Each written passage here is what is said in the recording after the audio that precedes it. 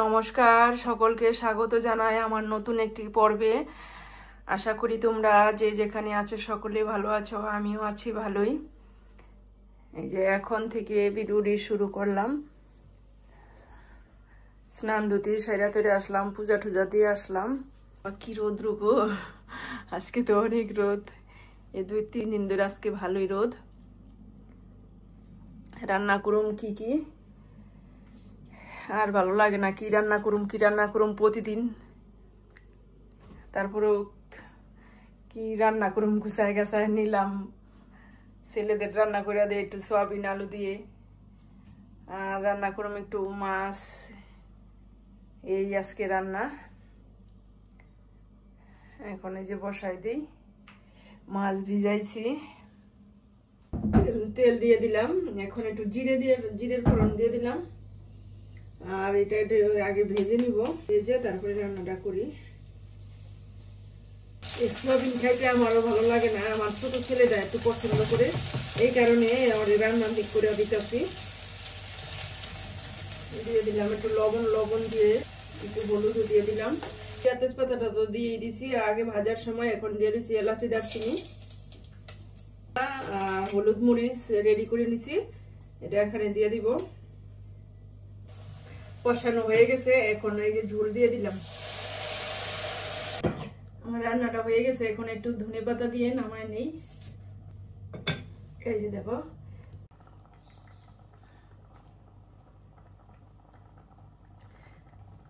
এই যে দেখো কেমন হয়েছে তরকারিটা রান্না।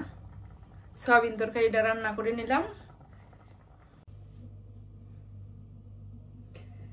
এই যে এখন শুধু ভাজার পালা। এখানে এই পটল আর আলুটা ভেজে নিব, আর এই মাছগুলি ভেজে নিব।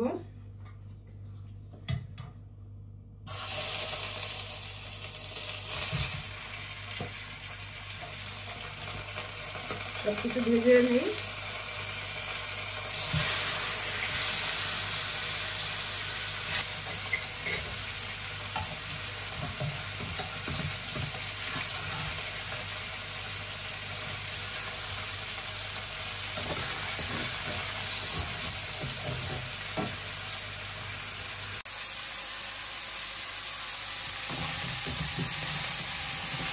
এখানে যে সবজিটাও আলু পটলটাও ভেজে নেই একটু,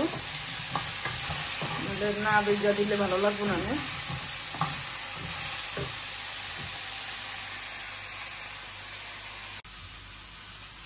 আজকে তো খুব গরম, ভালো লাগতেছে অনেক।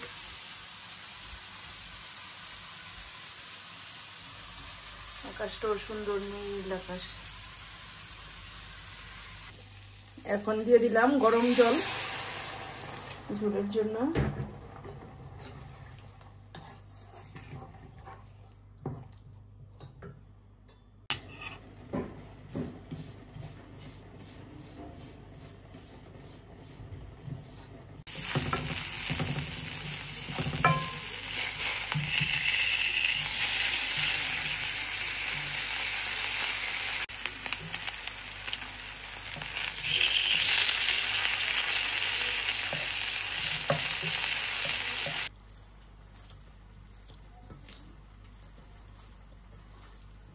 এই যে এক পিস বড় মাছের টুকরা ছিল, সুন্দর করে ধুয়া ভেজে নিলাম। পেঁয়াজ আর শুকনো মরিচ ভেজে এই মাছের কাঁটাটা বেছে তারপরে এটা সরিষার তেল দিয়া মেখে নিলাম।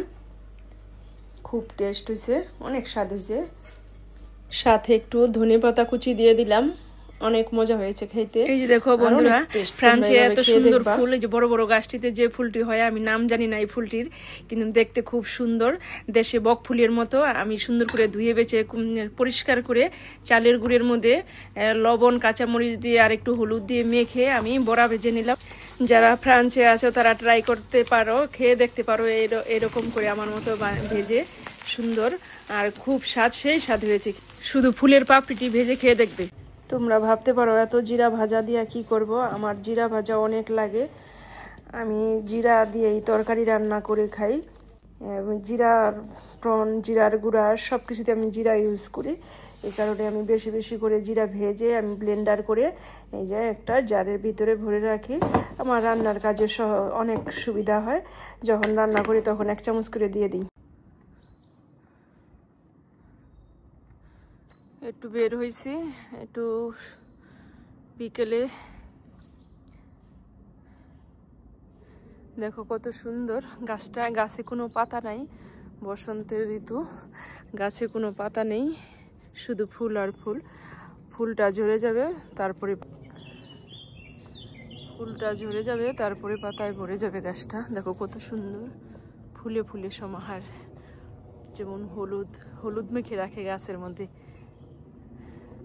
যেমন হলুদ মেখে রাখছে গাছের মধ্যে, এত সুন্দর।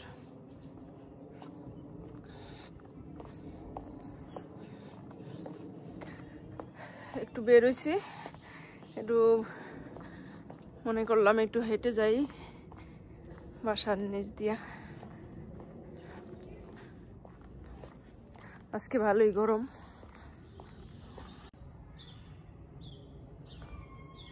দেখো এই গাছটা কত বড়,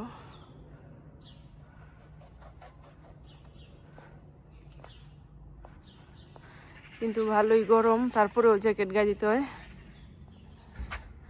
আবার দেখো এই গাছের পাতাটি, আগা দিয়া গাছের পাতাটি সুন্দর লাল, ভালোই লাগে। একটি গাছে দুই কালারের পাতা, খুব সুন্দর। এই যে দেখো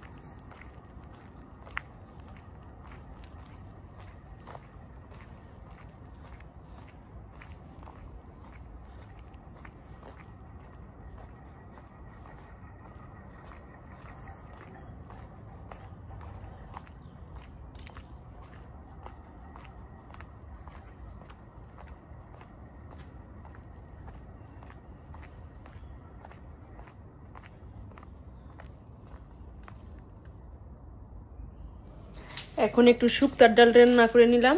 অনেক দিন ধরে রান্না করে খাই না শুক্তার ডাল, লাউ দিয়ে বুটের ডাল দিয়ে রান্না করলাম। আর এটা ফোড়নে দিচ্ছি তেজপাতা, শুকনো মরিচ, সরিষা, জিরা আর ছোট সস, এটি দিয়া আর একটু আদা বাটা দিয়ে দিচ্ছি। এটি দিয়ে রান্না করে নিলাম শুক্তার ডাল। আর লাস্টে ধনে পাতা দিয়ে জিরা বাটা দিয়ে নামায় নিলাম, সাথে একটু চিনিও দিয়ে দিচ্ছি।